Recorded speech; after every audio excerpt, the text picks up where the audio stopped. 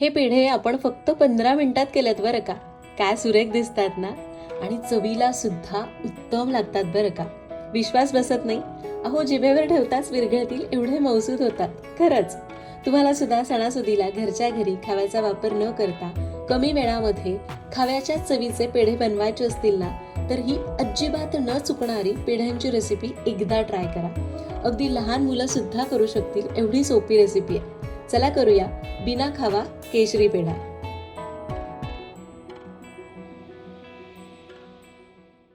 नमस्कार यूट्यूबकर, सरिताच्या स्वयंपाकघरात म्हणजेच आपल्या सरिताज किचनमध्ये आज आपण करणार आहोत एकदम कामाची रेसिपी.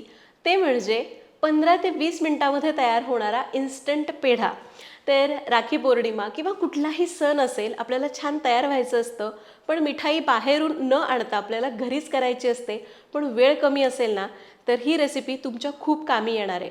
कारण दूध वगैरे आटून खवा करत बसण्याची गरज नाही किंवा बाहेरून खवा विकत आणण्याची गरज नाही आहे. अगदी 15 ते 20 मिनिटांमध्ये आपण मस्त इन्स्टंट पेढा तयार करू शकतो.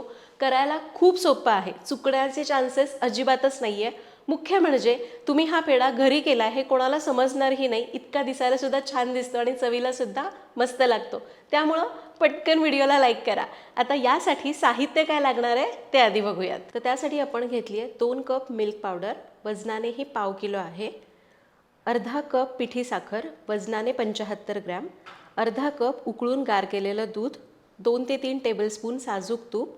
त्याचसोबत 2-3 टेबलस्पून कोमट दुधामध्ये थोड्याशा केशराच्या काड्या 20 मिनटं भिजत ठेवल्या होत्या.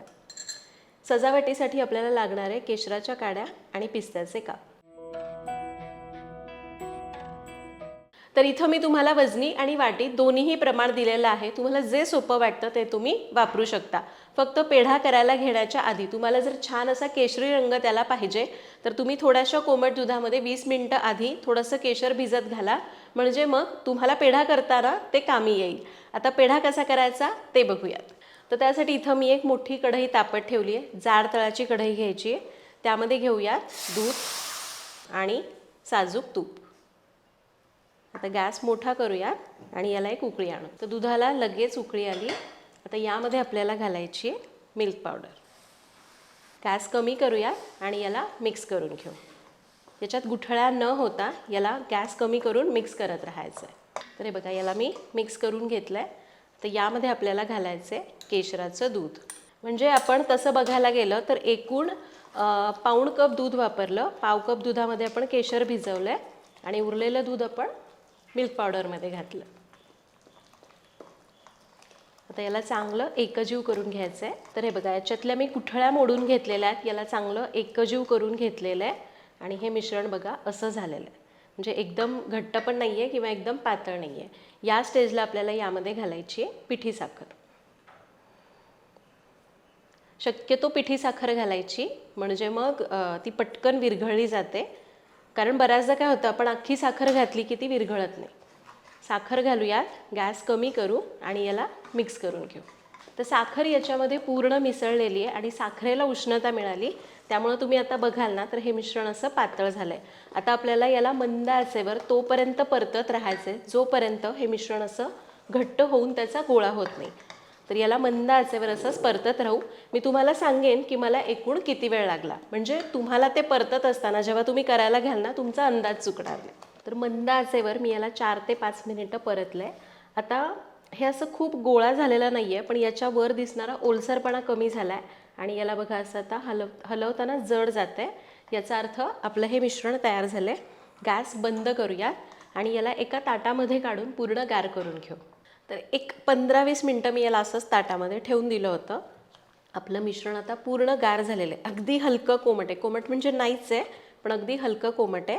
आणि आता तुम्ही बघाल ना तर हे बघा व्यवस्थित घट्ट झालेलं आहे. आता आपल्याला याचे पेढे वळायचे. तर तुम्हाला जशी साईज लहान मोठी पाहिजे त्याप्रमाणे पेढे वळून घेऊ शकता.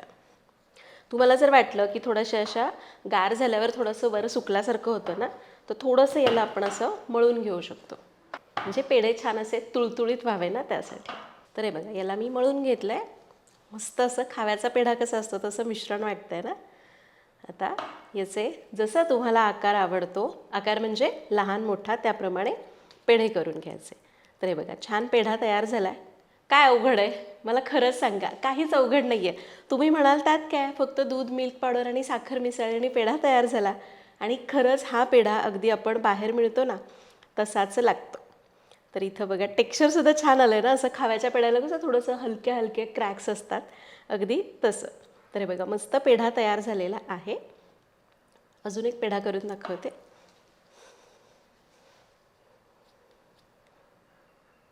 अगदी तुम्ही हे मिश्रण करून ठेवलं आणि घरात कोणाला तरी सांगितलं की आता पेढे वळून घ्या, लहान मुलंसुद्धा वळू शकतील, इतके सोपे आहेत. हे बघा छान पेढा झाला ना. तर अशा प्रकारे आपण हे सगळे पेढे तयार करून घेऊ. तर इथं आपले सगळे पेढे करून झालेले आहेत आणि बघा काय मस्त दिसतात. फक्त आपण याला थोडंसं गार्निश करूयात. इथं मी थोडेसे पिस्ते लावते.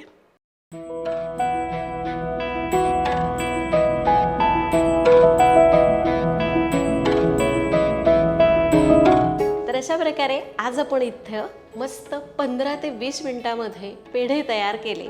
केशरी पेढा याला म्हणू शकतो आपण, कारण याच्यात केशराचा वापर केला, त्याचाच रंग याला छान आलेला आहे आणि इतका मस्त पेढा होतो ना चवीला, खरंच खूप छान होतो. साखरेचं प्रमाण तुम्ही थोडंसं वाढवलं तरी चालेल. इथं मी खूप गोड पेढे केलेले नाही आहेत, कारण पेढा थोडासा कमी गोडच छान लागतो. त्याची खरी चव त्या मिल्क पावडर किंवा खाव्यामध्ये असते. तर तुम्ही सुद्धा ही रेसिपी नक्की करून बघा.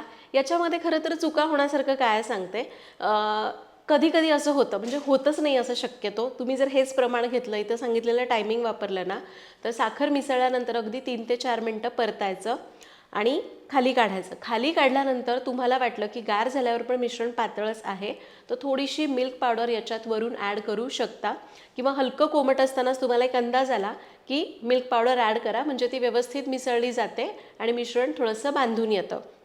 आणि जर तुम्हाला वाटलं की मिश्रण खूपच कोरडं झालेलं आहे, तर थोडासा दुधाचा शिंतोडा मारू शकता. पण याच्यामध्ये खरं बघायला गेलं तर काही चुकण्यासारखं नाही आहे. चुकणारच नाही, पण चुकलंच तर मी उपाय सांगितलेले आहेत. करून बघा, कमेंटमध्ये सांगा. पुन्हा भेटूयात अशाच एका नवीन व्हिडिओमध्ये. तोपर्यंत धन्यवाद.